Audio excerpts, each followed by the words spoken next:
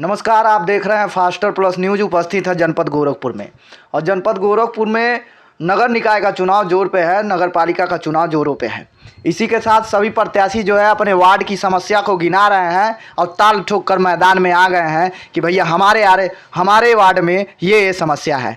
इस समय हम मौजूद है वार्ड संख्या 7 के पार्षद उम्मीदवार प्रभाकर यादव जी हमारे साथ जुड़ेंगे और कुछ तीखे और कुछ मीठे सवालों पर बातचीत होगी। नेताजी, बहुत बहुत स्वागत है आपका हमारे न्यूज़ में। पहले तो बहुत बहुत धन्यवाद फास्टर प्लस न्यूज़ को, जो हम जैसे कम उम्र और युवा के साथ आकर सवाल जवाब करने का मौका दिया, अपनी बात रखने का मौका दिया।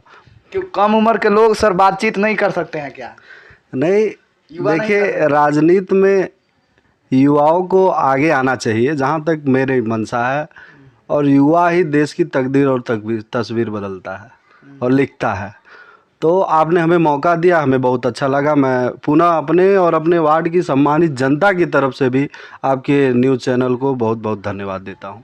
पार्षद के आप उम्मीदवार हैं, आप वार्ड संख्या 7 के पार्षद उम्मीदवार हैं। वार्ड संख्या 7 में ऐसी कौन सी गंभीर समस्या है अगर यहाँ की जनता आपको पार्षद चुनेगी जिस पे आप काम करने वाले हैं सर? देखिए सर, हमारे वार्ड की मुख्यतः हर बरसात में जल भराव, और जल भराव मेरे ही वार्ड के नहीं, पूरे गोरखपुर महानगर की प्रथम, जहाँ तक मेरी जानकारी है, मेरा दृष्टि है, प्रथम जल भराव ही है। जो जल भराव बरसात के समय हो जाता है, पूरे ज़िले के लोग, आप ही लोग के मदद से न्यूज़ के द्वारा दिखाया जाता है कि घरों के अंदर, यहाँ तक कि बेड तक, किचन के अंदर तक पानी चला जाता है। इसलिए मेरा प्रथम यही रहेगा कि किस तरह से जल भराव की निकासी हो जाए। अगर आपको यहाँ की जनता पार्षद चुनती है तो इन समस्याओं से निजात कैसे दिलाएंगे सर? देखिए सर, समस्याओं से निजात, अभी तो हमारे वार्ड में सीवरेज का काम माननीय मुख्यमंत्री जी के एक उससे चल रहा है। सीवरेज का काम फाइनल नहीं हुआ है, और हमारे वार्ड में एक तरफ एयरफोर्स भी है और एक तरफ जीआरडी भी है और बगल में रामगढ़ ताल भी है। तो सर, इसके कारण से जल भराव बहुत जल्दी हो जाता है, पानी निकलता नहीं है। और माननीय मुख्यमंत्री जी के मैं उनसे पार्षद बनने के बाद उनसे निवेदन करूंगा कि किसी प्रकार से जल भराव का कोई एक रास्ता जो हो, या तो पूरब की छोर में तुरवा नाला में जाए या पश्चिम की छोर में रामगढ़ ताल में जाए। यही हमारी प्रथम प्राथमिकता रहेगी कि जल भराव से निजात किस प्रकार मिले। आप समाजवादी पार्टी के वरिष्ठ कार्यकर्ता हैं और समाजवादी पार्टी से ही उम्मीदवार भी हैं, तो थोड़ा सा पार्टी लेवल पे बात हो जाती है सर। देखा गया है विधानसभा के चुनाव में समाजवादी पार्टी का कुछ ज़्यादा प्रभाव देखने को नहीं मिला है। क्या कहेंगे कि नगर निकाय के चुनाव में दिखाएगी? देखिए सर, समाजवादी पार्टी में मुझे 2011 से काम करने का मौका मिला। मेरी उम्र 26 वर्ष है। 16 वर्ष की आयु में मैंने समाजवादी पार्टी का दामन थाम लिया, और 2013 में मुझे पहली बार युवजन सभा में मीडिया प्रभारी बनाया गया। 2016 में पुनः मुझे समाजवादी छात्र सभा की राजनीति करने को मिला। समाजवादी छात्र सभा से मैं जिला सचिव बना, और पुनः विपक्ष में भी मुझे यह मौका मिला। समाजवादी लोहिया वाहिनी से जिले का उपाध्यक्ष मनोनीत किया गया।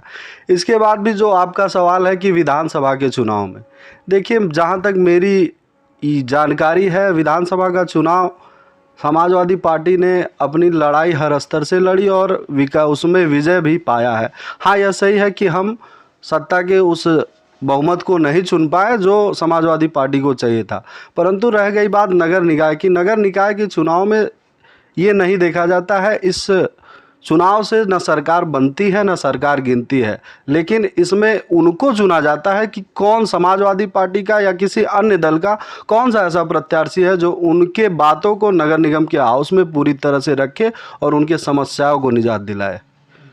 तो हाल ही में हुए सर उपचुनाव में समाजवादी पार्टी का कैंडिडेट जीते हुए हैं।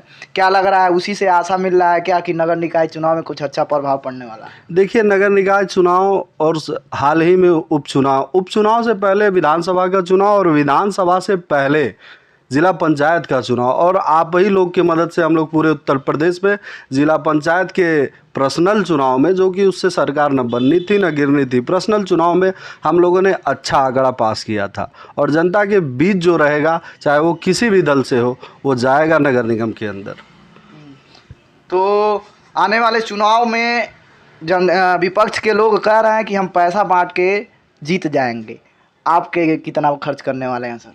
देखिए, जो लोग कह रहे हैं आने वाले चुनाव में पैसा बांट कर खर्च कर कर जीत जाएंगे, मैं युवा वर्ग हूँ, ना मैं कोई व्यापारी हूँ, ना मेरे पिताजी व्यापारी रहे, मेरे पिताजी स्वर्गीय रह गए हो गए। मैं पुराने एक मध्यम वर्ग के परिवार का लड़का हूँ, ना मेरी शादी हुई है। ग्रेजुएशन BA स्नातक मैंने किया है समाजशास्त्र और राजनीति शास्त्र से। जो पैसे की बात है, जो भी होगा, जो हमारी क्षमता होगी, अगर पार्टी ने मुझे मौका दिया तो मैं पूरी क्षमता से हर उस स्तर से चुनाव लड़ूंगा जिसमें मुझे विजय श्री जनता का आशीर्वाद मिले। मतलब पैसा खर्च होने वाला है। अब ये तो कहा नहीं जा सकता है, पैसा रहेगा तो खर्च होगा ना। मैं विद्यार्थी आज भी हूँ, आने वाले समय में भी मैं आगे की राजनीति करूँगा, लेकिन विद्या के साथ ही करूँगा। आप कह रहे हैं BA स्नातक हैं, इतनी पढ़ाई है, अच्छी खासी शरीर भी है सर, नौकरी में ना जा करके आप राजनीति में क्यों आए? देखिए, मैंने आपसे पहले ही बाइट में कह दिया, मेरी 16 साल की उम्र में मैंने समाजवादी पार्टी का दामन थाम लिया। और समाजवादी पार्टी का दामन मैंने इसलिए थाना था कि 2011 में जब मैं राजनीति का चेहरा कोई देखता था तो उस समय राष्ट्रीय अध्यक्ष हमारे श्री अखिलेश यादव जी, जो कन्नौज या बदायूं से उस समय सांसद हुआ करते थे, उन्होंने कहा कि हम सरकार में आएंगे तो युवाओं को नौकरी देंगे, युवा अगर बेरोजगार है तो बेरोजगारी भत्ता देंगे, पढ़ने के लिए बच्चों को लैपटॉप देंगे। ऐसी बहुत सी बातें थी जिसने मुझे समाजवादी पार्टी की तरफ आकर्षित किया और मैंने वहीं से लक्ष्य बना दिया कि मैं भी आगे जाकर राजनीति करूंगा और राजनीति के तहत अपने लोगों को, अपने जनता को, अपने सभी हर वर्ग के लोगों को, किसी अगड़े पिछड़े दलित किसी में कोई भेदभाव नहीं, जो हमारे पास तक आया, जिसका दर्द हमने सुन लिया, अगर हमसे उसकी कोई भी किसी प्रकार की भी मदद हो पाए तो मैं सर्वप्रथम सबसे आगे खड़ा मिलूंगा। विपक्ष वाले कहते हैं कि जब समाजवादी पार्टी की सरकार आ जाती है ललका टोपी गुंडागर्दी पे उतारू हो जाते हैं। देखिए, ये विपक्ष की साजिश है और इसे विपक्ष ही नहीं, देश के प्रधानमंत्री, यशस्वी प्रधानमंत्री, वह मेरे और आपके नहीं, वो देश के प्रधानमंत्री हैं।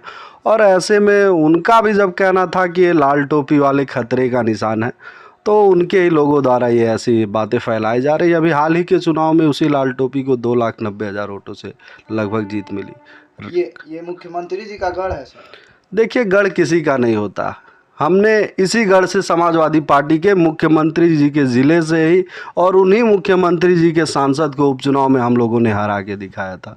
गढ़ किसी का नहीं होता है, गढ़ जनता का होता है। जनता जिसके साथ जाएगी, जिसको आशीर्वाद देगी, गढ़ उसी के साथ रहेगा। युवाओं का कितना समर्थन देखने को मिल, चुकी आप भी युवा हैं सर, कितना समर्थन है आपके साथ? देखिए, आप बहुत बढ़िया लगा कि मैं युवा हूँ और युवाओं के लिए आपने सवाल पूछा। युवा वर्ग इस वार्ड का मुझे कहीं ना कहीं मुझे इस चुनाव लड़ाने वाले में भी युवाओं का बहुत बड़ा समर्थन है और युवाओं ने मुझे आगे किया। मैं दरअसल चुनाव 27 में लड़ना चाहता था, मैं 2027 में पार्षद के चुनाव में, लेकिन इस बार के युवाओं ने कहा सीट अभी आरक्षित थी दलित वर्ग के लिए, लेकिन अभी नए उसमें 4 तारीख में जब आरक्षण आया तो सीट बदल गया। तो उसके बाद हमारे युवाओं साथियों ने ही हमें ये प्रोत्साहन दिया कि आप आगे आइए और मैं उनके प्रोत्साहन से आगे चुनाव लड़ने आया हूँ और आगे भी पार्टी ने समर्थन दिया, पार्टी ने हमें सिंबल दिया, तो मैं ज़रूर आगे कोई भी चुनाव रहे, जब मेरे युवा साथियों का साथ रहा तो मैं ज़रूर आगे कोई भी चुनाव लड़ने के लिए तैयार हूँ। सर, आपका राजनीतिक टाइमिंग जो है, समय काफ़ी है, अनुभव तो काफ़ी ज़्यादा है, क्योंकि आप बातचीत काफ़ी अच्छा कर रहे हैं कि जो भी वादा कर रहे हैं वो केवल चुनावी वादे हैं कि चुनाव जीतने के बाद भी काम होने वाला है सर?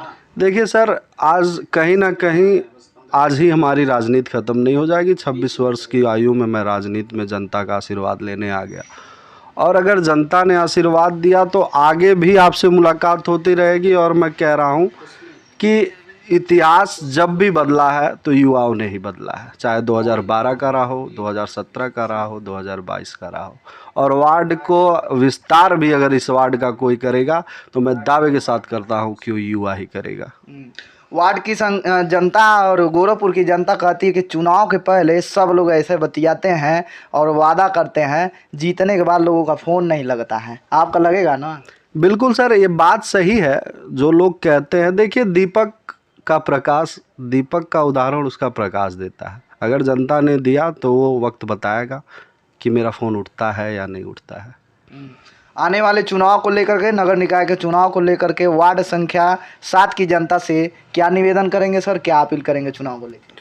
मैं आने वाले चुनाव में, आगामी नगर निकाय के चुनाव में, मैं वार्ड नंबर 7 की जनता से ये निवेदन करूंगा कि मुझे भी एक बार नगर निगम के हाउस में जाने का मौका दे। अगर नगर निगम में 20 समस्याएं सुनी गई तो मेरा दावा है नगर निगम के वार्ड नंबर 7 में से 2 समस्याएं उसका ज़रूर निदान होगा पूरे 80 वार्डों में।